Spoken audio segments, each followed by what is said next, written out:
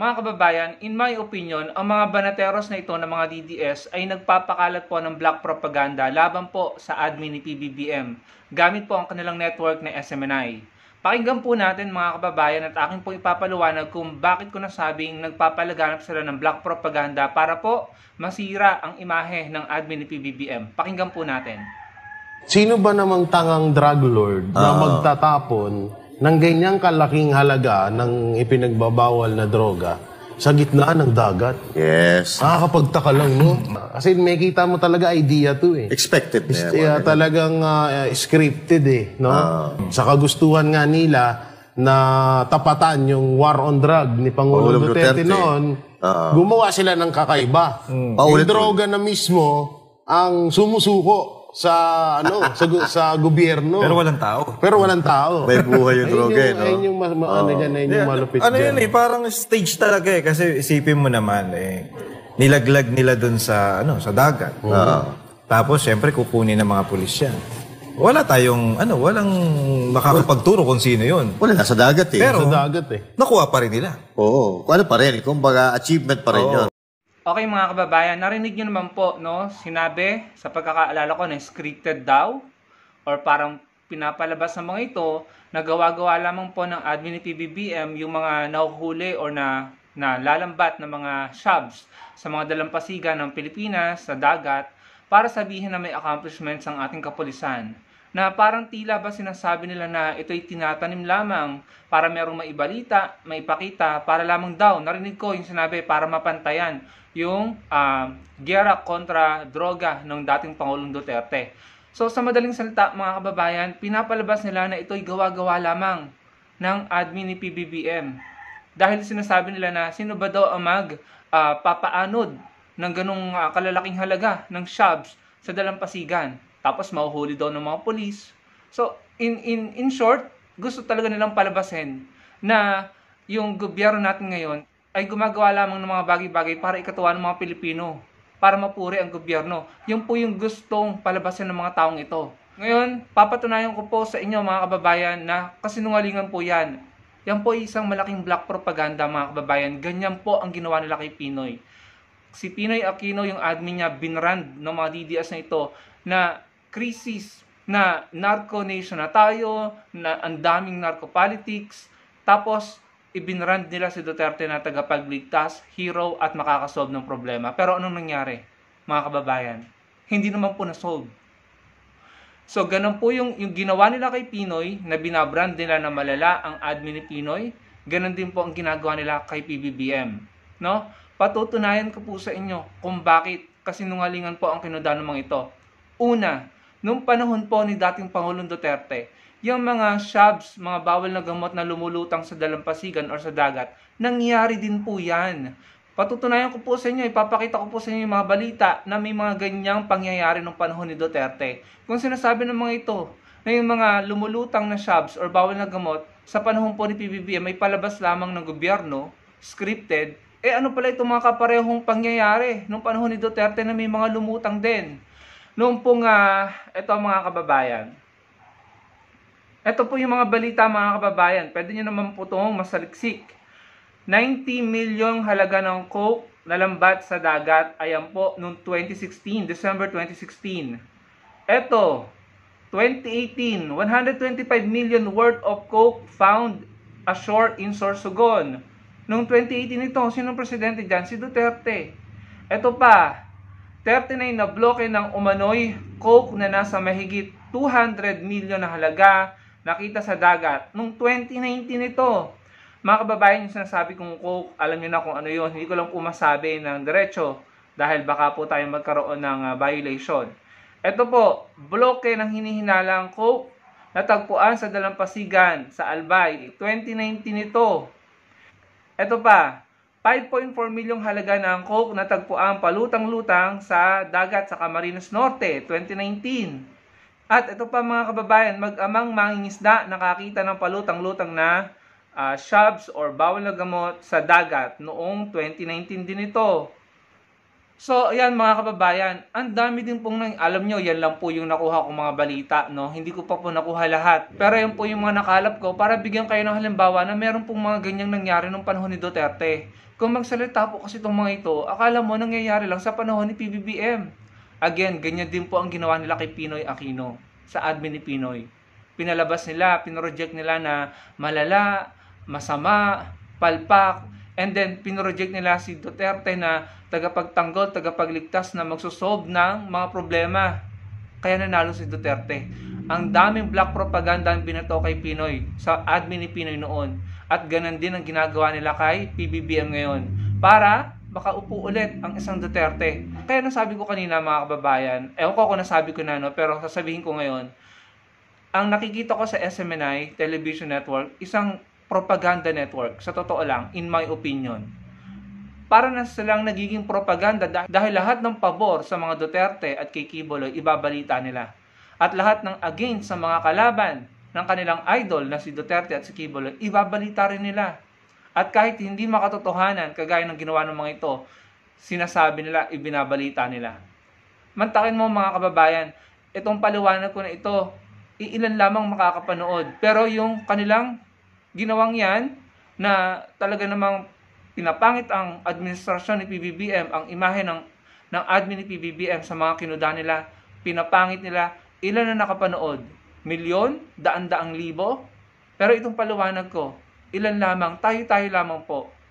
So talaga po matatalo tayo ng mga black propaganda.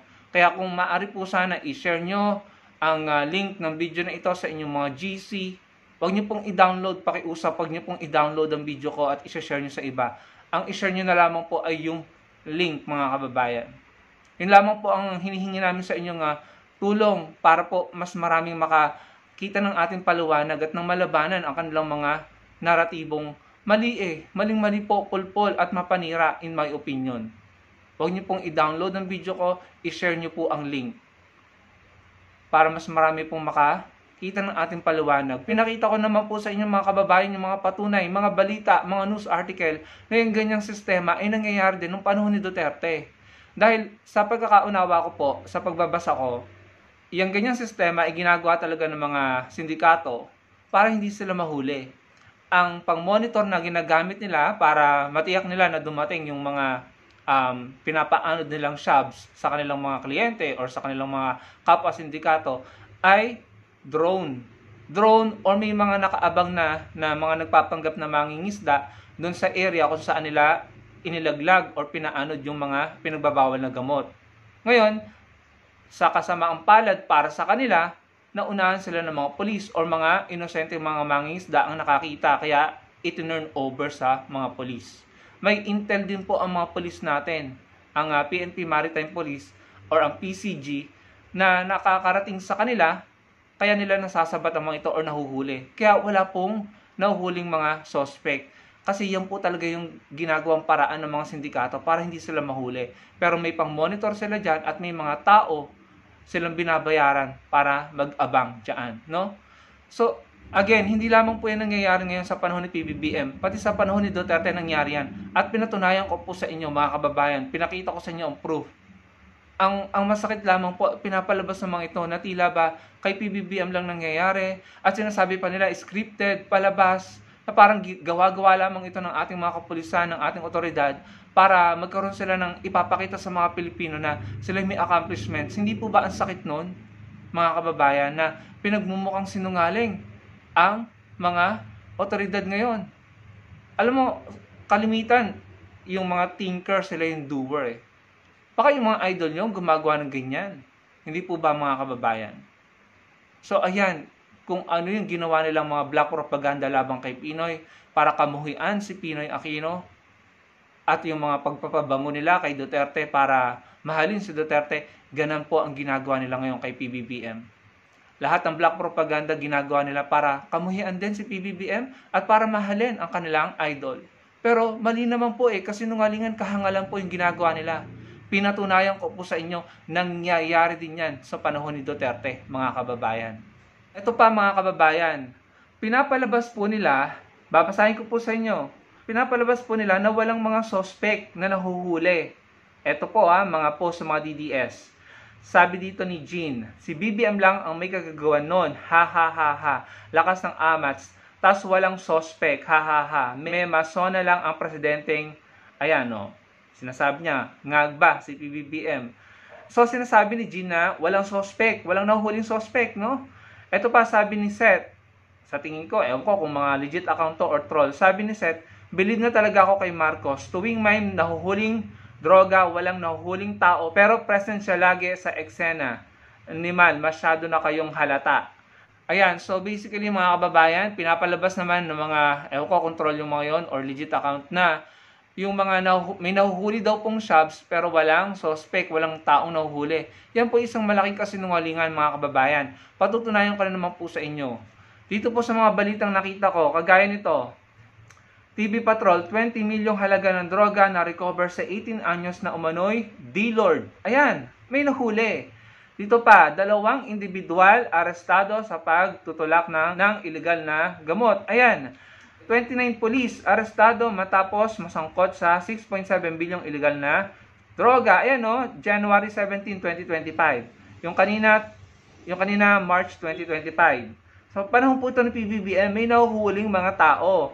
Ito pa, ngayong taon, isang high-value target ng illegal na droga arestado sa Nueva Vizcaya. And then ito pa, 3 weeks ago, lalaking sangkot sa illegal na droga arestado ng MPD. Ito pa mga kababayan, kayo na lang magbasa. 2 weeks ago, 4 weeks ago, 21 anyos, nahuli, ginang, arestado, 2 trabahador, arestado, 2 individual, arestado, 4 na babae, arestado. Ayan mga kababayan, yan po yung panahon ni PBBM. May mga taong nahuhuli, may mga suspect na nahuhuli. So, yan po, ito po talaga yung nakakapikon eh. Nakakalungkot, nakakapikon, nakakasama ng loob. Grabe yung black propaganda na ginagawa nila ngayon. 3 years na lamang po ang Pangulong Marcos Jr. Pero talagang double time sila, triple time. At talagang they are trying their best at sobrang trying hard sila para po pabagsakin ang admin ni PBBM. Para may upo ang kanilang mga idol. Para sabihin ang magaling, yung kanilang idol, ang kanilang mga pinupuon, at ang iba ay palpak. Yan po yung ginagawa nila. Pinatunayan ko po sa inyo sa video ito na yung ginagawa ng mga ito, ng mga banateros na in my opinion ay black propaganda, na pinapalabas na gawa-gawa lamang scripted or palabas lamang ng ating gobyerno ang mga nahuhuling shops sa mga dalampasigan, yung po ay hindi totoo. Pinatunayan ko sa inyo dahil in-explain ko naman po sa inyo kung ano yung sistema ng mga sindikato para hindi sila mahuli, kung ano yung galawan nila. And pinatunayan ko sa inyo na nangyayari din yan sa panahon ni Duterte. Ang dami kong pinakitang article. So, ibig sabihin ba nun, palabas lang din ni Duterte yon? Hindi po ba mga kababayan? And yung mga nagsasabi ng mga troll or mga legit account ng mga DDS na walang nahuhuling suspect, pinatunayan ko sa inyo mga kababayan, may mga nahuli pong suspect. So, ano pa ang gagawin ng mga DDS na ito? Na bukod sa pagpakalat ng AI, fake news, propaganda, kasinungalingan, panlilinlang, ano pa ang gagawin nyo para kayo na naman ang maupo? Tapos disaster naman. Ang dami namang kapalpakan, ang dami namang napapahamak na inosente. Kaya kayo nakukulong, kaya kayo nasasampahan ng kaso, kaya kayo naaaresto. Tignan nyo, sino ba yung mga nakakulong ngayon? Mga sinusuportahan ba ng mga loyalists? Mga sinusuportahan ba ng mga kakamping? Di ba obvious mga kababayan? At kapag nasagot nyo kung sino yung mga nakakulong ngayon, sagutin nyo yung tanong na, then therefore, sino ang problema ngayon? Sino ang problema ng bansa? Hindi po ba mga kababayan? So kayo na pong humusga mga kababayan, pinakita ko po sa inyo mga patunay para labanan ang mga kuda at naratibo ng mga ito na para po sa akin talaga black propaganda yung ginagawa nila. Kayo na pong humusga, ilagay nyo po sa comment section below at hinihiling ko lamang po sa inyo, huwag nyo pong i-download ang video ko at i-upload nyo sa ibang platform like TikTok, Facebook. Huwag po, nakikita ko po din yung mga video ko. Ang gawin nyo po, i-share nyo na lang po yung link no, sa GCs nyo, pero huwag nyo pong i-download, pakiusap po. Sana po yung maunawaan nyo. No? Pwede nyo pong i-share ang link, pero huwag nyo pong i-download at i-re-upload sa ibang platform. Sana po maunawaan niyo mga kababayan. Salamat po sa inyong pagtangkilik, sa inyong pag-like at pag-comment. Hindi po tayo titigil at magpupursige po tayo sa paglaban para sa katotohanan, para po sa ating bansa. Maraming pong salamat.